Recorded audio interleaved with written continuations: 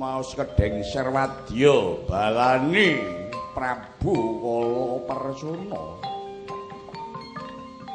tanggap asmita saknalika mendel wonten ingkah kiangan repat kepanasan mendele Prabu Kala Persona mendel mapan ngrapal aji petak lap ngampar mendel sendhakep asta suku tunggal sendhakep puswastani suku sikil tunggal kumpul kaya mati ngadeg candrane lho ana critane wong mati ngadeg nginengaken ciptane ngempalaken dhateng panca dhyani panca lima dya pangangen-angen ambrat nafsu limang perkara jagat kinukut amung sak mrica gedene dudu jagat ingkang dolar nanging jagat ingkang ngaji pribadi kocap kacarita ngraplaji petak gelap ngampar saknalika dingkang prawadya bala dewa kaya sapudhar cadrane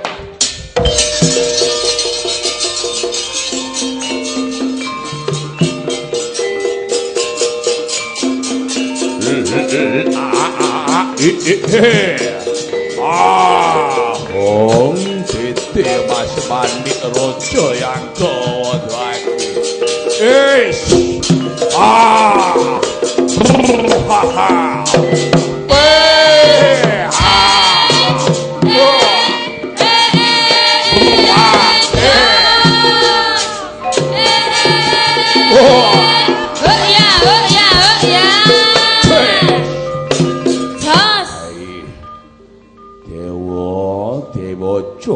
maju siji maju bareng percaya gak bakal mundur kelakon tak obrak-abrik kayangan Surayen aku ora kelakon urip bebrayan kalawan Petani Subraba kelakon tak golong kelakon tak gogot kahyangan Suraya wis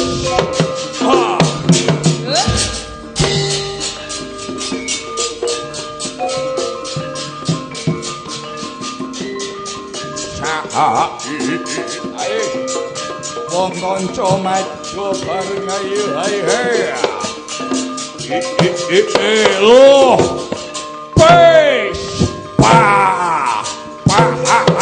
wis tak petak wis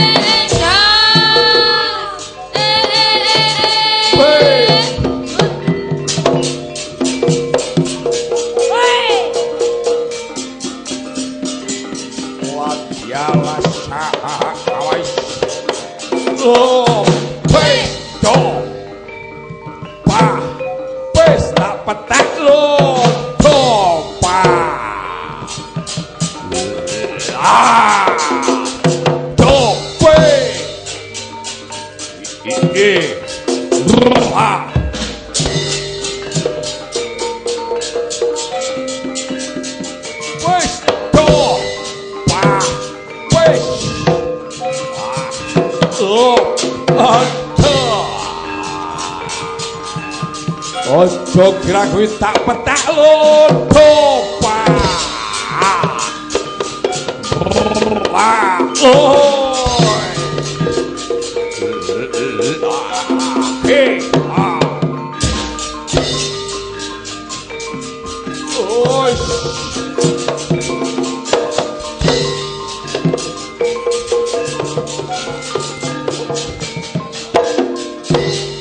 waduh mundur sawetara wanca ngaturaken ati wasal puhul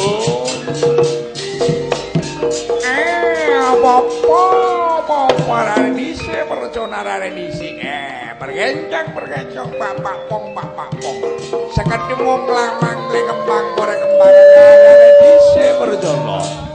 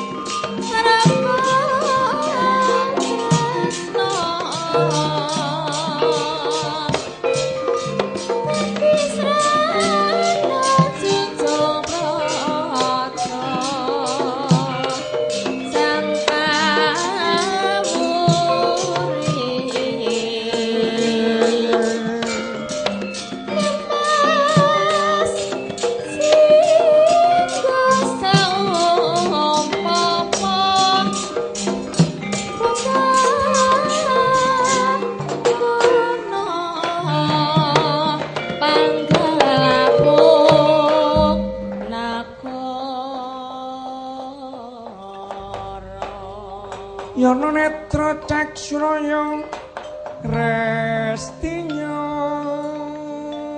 melun janana karna kani sukara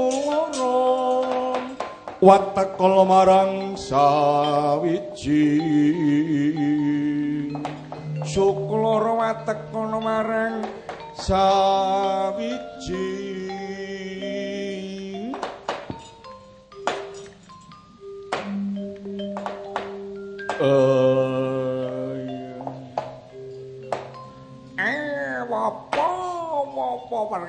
perkencang Pak Pong seketi monglang mangle kembang kore kembang rawe utange akeh jarak-jarak dhewe arek dhisik ditaulun perjana munggah menyang kahyangan Suraya wong kayang repat kepanasan gawe untan-untane wadya bala dewa waduh pukulun kula kepengin palakrama kalawan Betari Supraba 3 wulan setengah kabungkur ngutus pati ibu nyatane kaputusane dewa nyatane lamar aku katolak dewa wani ngapusi marang Ditamreca padha dewa mbujuk dewa ngapusi apa arek dhisik perjana sawetara mesanggraw dhisik ana ing repat kepanasan kene tak rembukan dhisik kelawan ali Bathara Guru Yai Guru mbok menawa Betari Supraba lek kaya menyang Mercapada tunggu sawetara gelise 5 dina lawase 7 dina parjana walu mboten bukulun mboten menawi dewa punika tukang apus-apus dewa mbujuk apa dewa ora bakal mbujuk dewa ora bakal ngapusi marang perjana menawi dewa punika ngapusi kelakon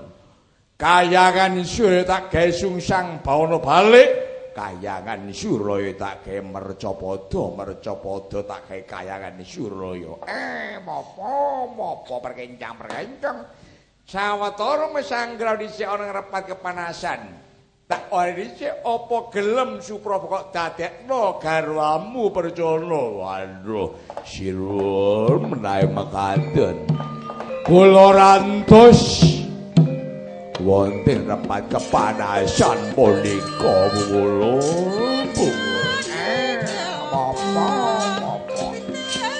Dugoni sawetara glise 5 dina lawasing 7 dina perjana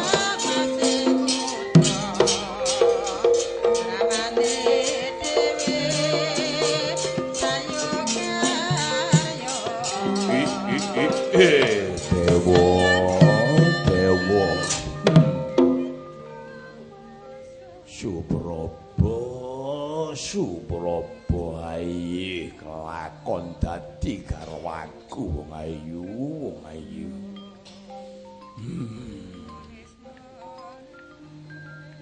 Dewa yen bakal mbojuk marang percara kelakon.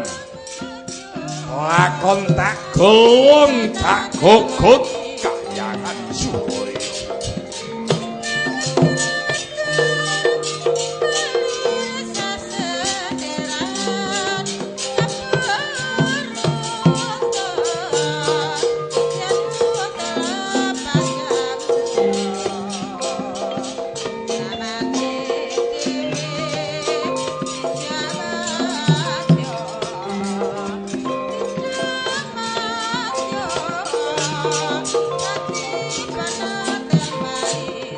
Sinegek gantya cinarita glising wong akonde.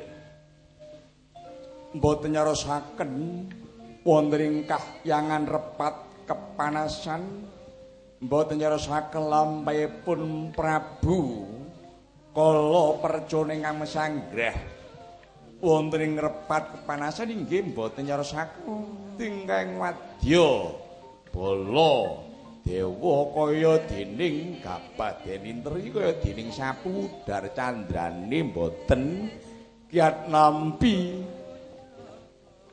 kadigdayaning Prabu Kala Percuna.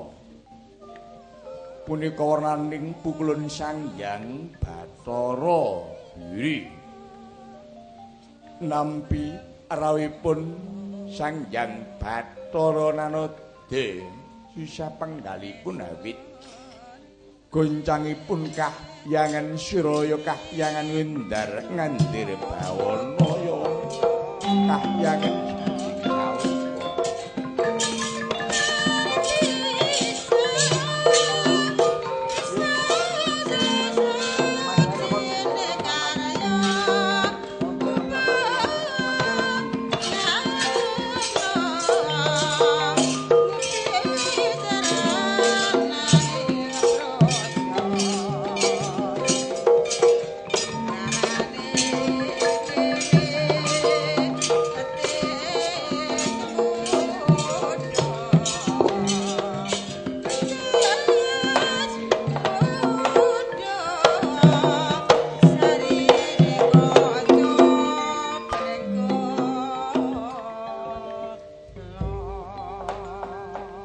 wis katingal tengahing dalu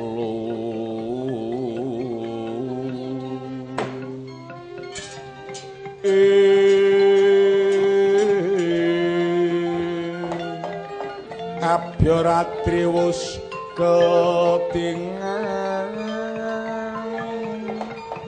nyumunari bawana sabawaning walang anglise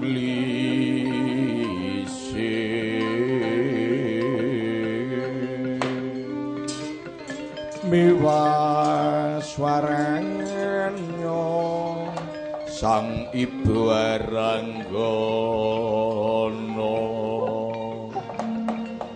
manggayidayuting lir bawana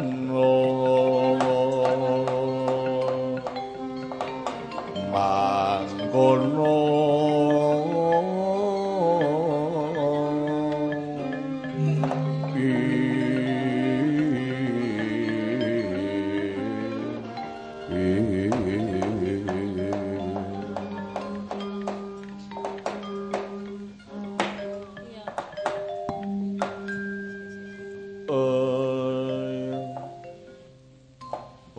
wilahing Mastuna mawa sidhem saring bawana langking Kakang Narada menapa kang ndadosaken reking kahyangan Suraya ndadosaken guncangipun palenggan ulun Kakang Narada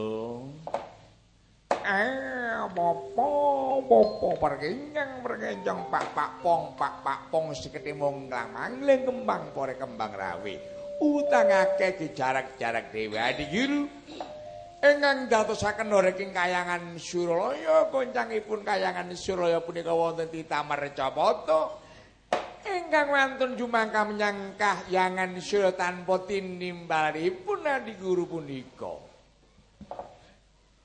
Prabu Kala Perjana pramila goncangipun Palengganulun Kakang Narada adi guru tingkang Wadyabala dewa punika boten entang kiyat boten wonten ingkang kiyat nampi kridaning Kala Perjana punika nadyanto titah Mercapada nanging kadigdayaning ngungkuli kadigdayaning dewa tingkang Wadyabala dewa kaya dening sapudhar candrane adi guru kados pundi pados rana kados pundi Kakang Narada kangge ngundurake Prabu Kala Perjana punika Kakang Narada apa ana dhisik ngangge srana kados punika kangge ngundurake Perjana punika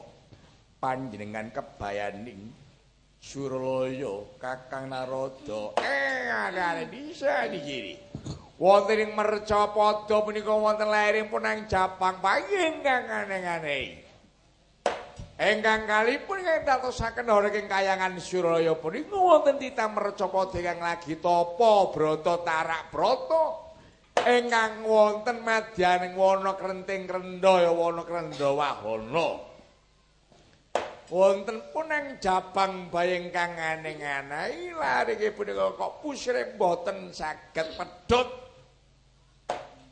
menawi mekaten Kakang Narada panjenengan mandhap Mercapada ngasta gaman kangge medhot pusripun nang Jabang bayi punika Kakang Narada apa gaman pusapa menapa menika Adigiri punika pusaka kangge srananing medhot pusripun nang Jabang bayi Kakang Narada apa menawi mekaten kula tampine pusaka punika Adigiri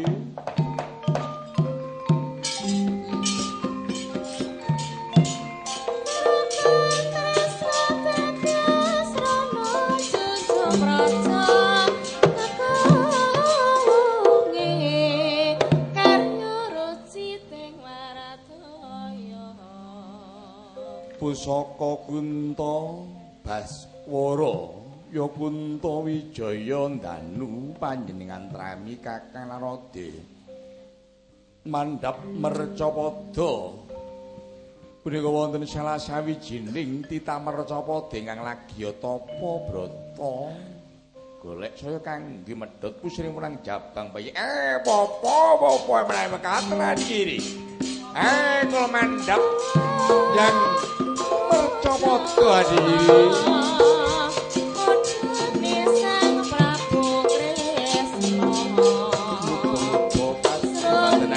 golek jago kangge ngendhena Perjana Kakang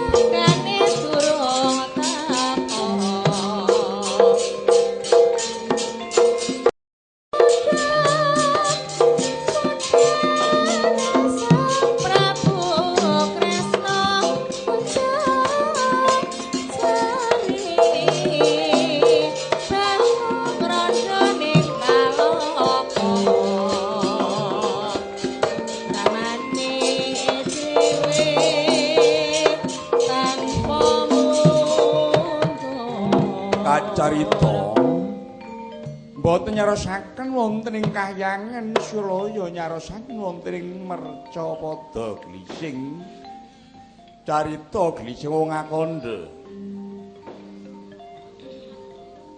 nyerosaken wonten ing wana krendha wahana ya krenting krendha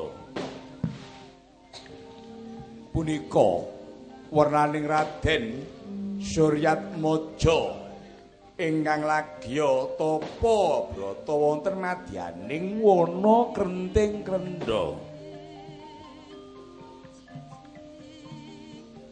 mendel ngeningaken ciptaning ngempalaken dhateng Pancadhyane nutupi Babanawa Sanga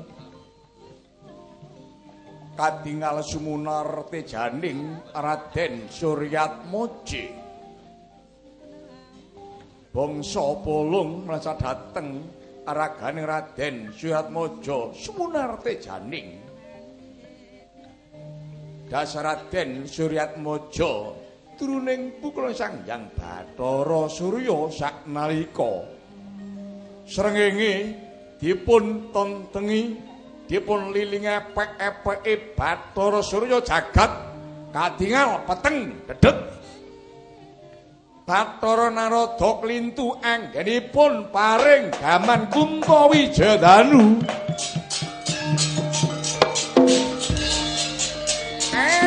perkencang pak pong seketi mong lamang lare dhisik Permati Bathara anggonmu tapa ora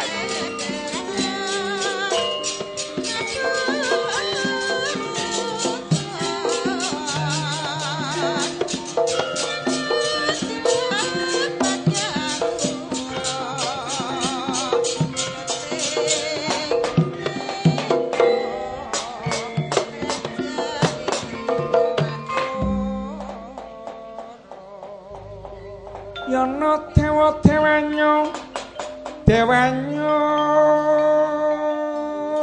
Sura Wangaya ya sing Bathara Narada kebayaning Sura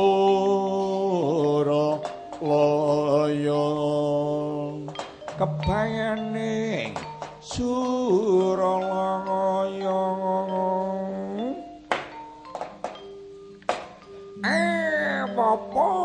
Popo arare dhisik Permati panarenggenmu tapa brata tampalana pusaka Kuntawijayandanu Kuntabaswara kang gemigas pusire keponakanmu Jaka Cilik aja kesen maragake mara tampalana gaman Kuntabaswara Permati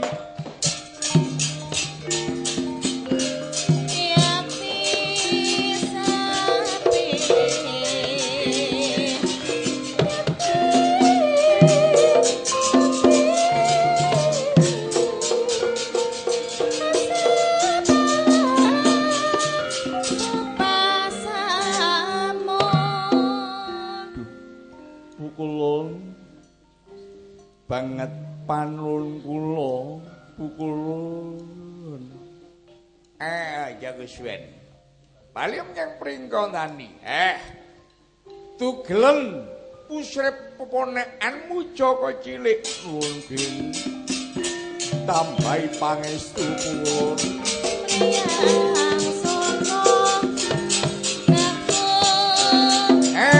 bal menyang kayangan Suloy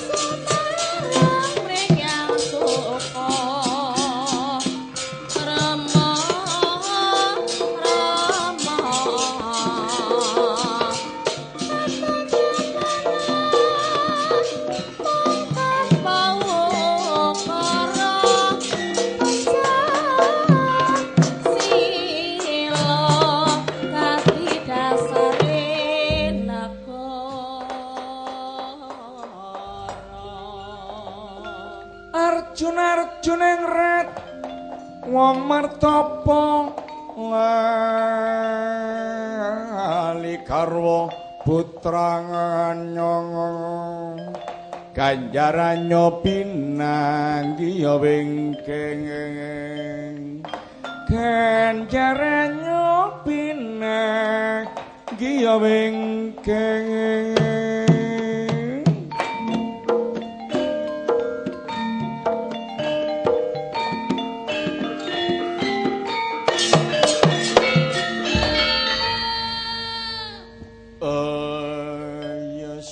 Gegantya cinarita glising wong akandha boten nyerasaken lampahipun Raden Suryatmaja ingkang sampun nampi kanugrahan gaman Kunto Wijayandani gaman Kunto Baswara jinega nyarasaken wonten ing wana krenting krendha ya wana krendha wahana nanging sanes panggenan siji panggenan kaliyan Raden Suryatmaja punika warnaning Raden Permadi ingkang lagi tapa brata wonten ing madyaning wana krenting krendha dasar Kilolasmar Badra Naya dalah Bagong Mangudiwangsa Punakawan Tanah Jawa remen paring panglipur marang bendarane tetembangan jejogetan wonten ing madyaning wana tekaning gara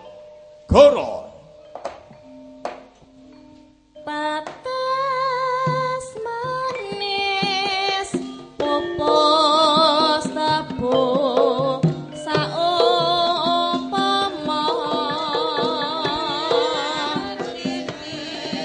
ajang ora tegas derekno bendaramu topo brotok begek canduling tomel Bagong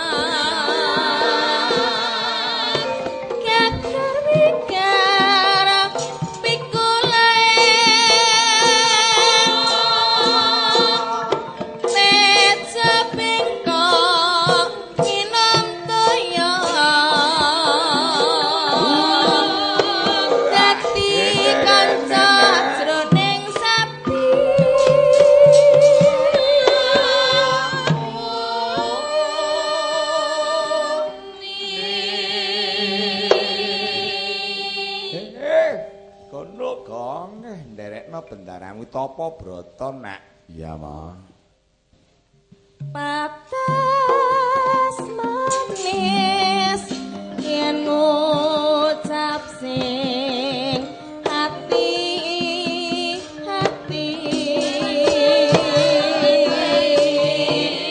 tapi kanca nyoto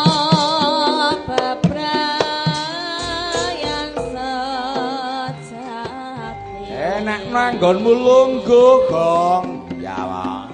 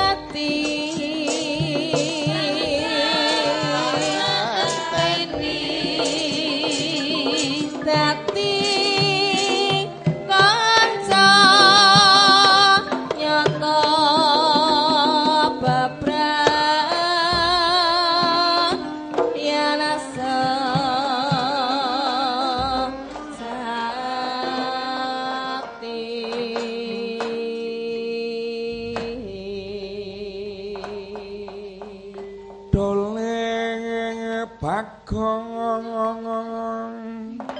ayo mrene nek teteng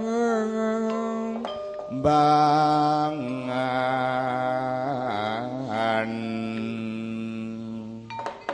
timbang turu sore-sore ayo jejagongan mrene ngiras-ngirus nak ngluri kabudayan bangsa dole Bagong sak bejo-bejane wong kang lali nek isik bejo wong kang eling lan waspada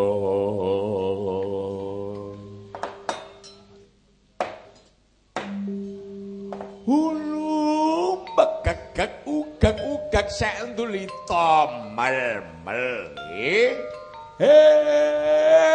Bagong hulu kene nek nderekno bendaramu kang lagi tapa brata Gong iya mo dasar ndara permadi anggone tapa brata wong tapa wong tarak nek iya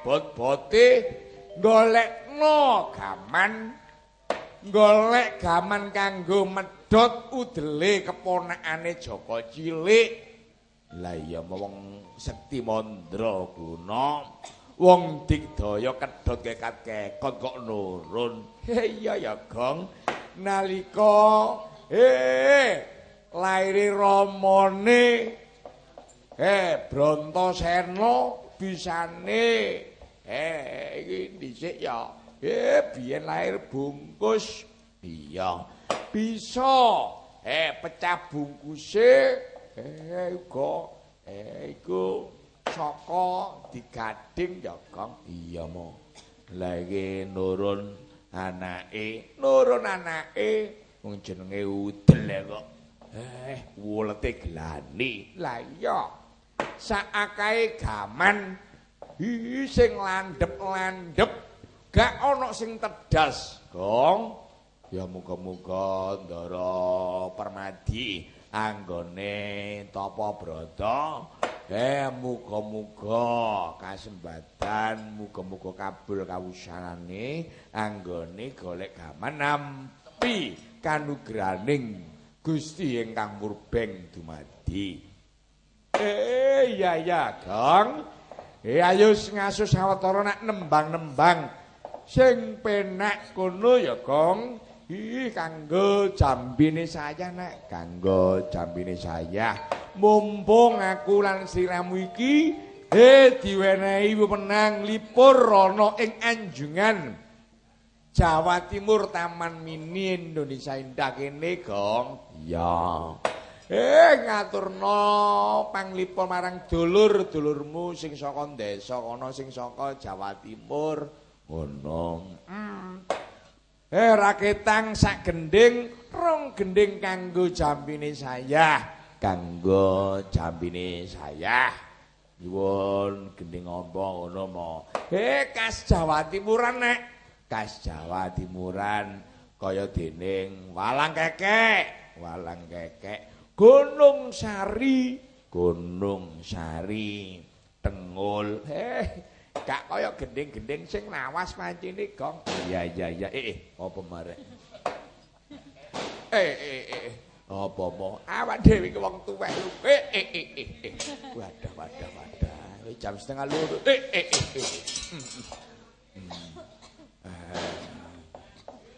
ayo nak nyuwun gending Gunung Sari kula aturaken kagem panjenenganipun Bapak Kepala Kantor Perwakilan Provinsi Jawa Timur ingkang wonten Jakarta. Sapa Gong? Panjenenganipun Bapak Dr. Andes Azhari Abu Bakar MM saha Ibu. Sek nunggoni lho dene kula apa? Ya sampai jam 8. Sampai jam 8 menit gak boleh mau nunggu awak dhewe. Ya matur nuwun sanget, Kong. Ya matur nuwun. Masih kula ditambahi nggih mboten napa-napa. Wis. Niku. Uga banget panuwun kula kagem panjenenganipun Bapak Kepala Dinas Pariwisata Kebudayaan dan Olahraga sing ana Kabupaten Mojokerto kono. Ngono. Awak dhewe dipercaya ya Gong, dipercaya sebagai duta seni Kabupaten Mojokerto mayang ana Anjungan Taman Mini Indonesia Indah ana ing Anjungan Jawa Timur. Matur nuwun. Uga banget panuwunku nek kagem staf karyawan Anjungan Taman Mini Jawa Timur kene ya, Kong. Iya, panjenenganipun Bapak Narno, Ibu Rahayu, Ibu Ajeng, Pak Aryadi, sapa maneh, Kong? Sakeh banget. Sajak ana pamundutan gending. Iki cocok. Ya. Kono Nak, wocon. Sik. Sugeng dalu Rama Semar nyuwun gending selendang sutra kuning buat temen-temen Dinas Pariwisata Mojokerto dan para penonton yang setia dengan budaya Jawa saking Mas Roni Wijaya Jakarta Jasa Marga. Oh dulurku, iya Mas Roni Wijaya. Nek mbele-mbele 100.000 Kong. Umpama duit 100 gitu mung 6 ya sindene jil lupat mau 6 ya gak cukup. Gak cukup. Luwih umpama tak dum 20-an ya sik kurang 20.000. Iya Nak. Umpama tak dumno nanggone sapa? Musik. Iya. Pas 6 sing tamborin, sik kurang 20. Iya. Gara iri, ya. Kono dumno panjak, pengrawite jiro lupat mau 6 7 8 9 10 11 12 13 14. Umpama 10-an ya sik kurang. Ya, aman ya tak lebono sakku dhewe, Kong. Iya, sekarowan. Ya gak kurang ya gak luwih pas. Cocok, matur nuwun. Yes. Kok nyanyi dalange dhewe. Iya. Gak apa-apa, ya cari kita bui ler ana kabeh. Ya, selendang sutra kuning.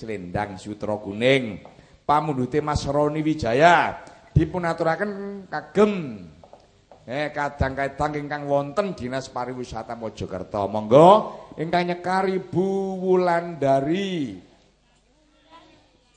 Sawa? Yayu. Oh ya. Selendang sutra kuning. Monggo. Tanjake alon-alon sing penting kelakon. Monggo, Mbak.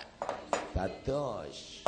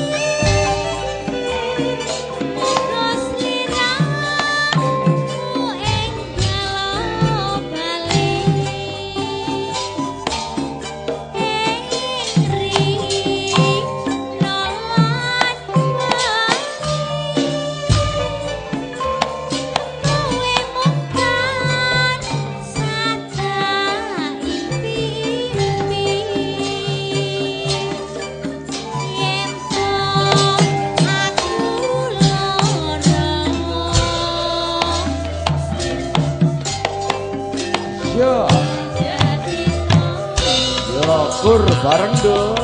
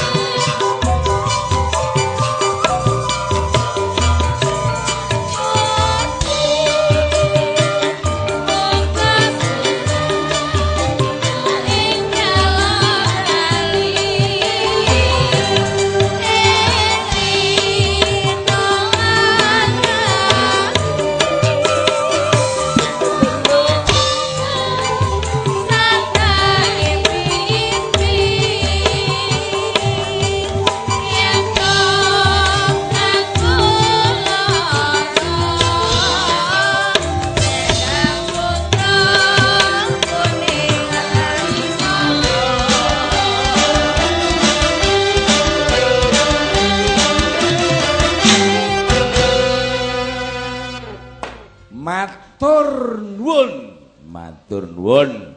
Slendang Sutra Kuning pamundhute Mas Roni Wijaya. Saking Jasa Marga ya, Nduk. Iya. Mugi lelagon punika saged ndadosaken jampinipun saya, saged ndadosaken marming manah, saged ndadosaken renaning penggalih. Ngono. Cocok Nduk, kompak. Ya. Nduk, dalem. Gong mbok menawa ki kadang-kadang pandemen ringgit purwa nyuwun lelagon utawi gending, monggo. Mboten napa-napa jenengan nulis kertas.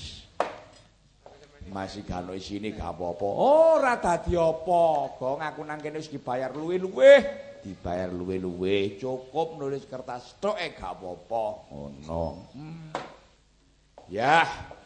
Gong, dalem.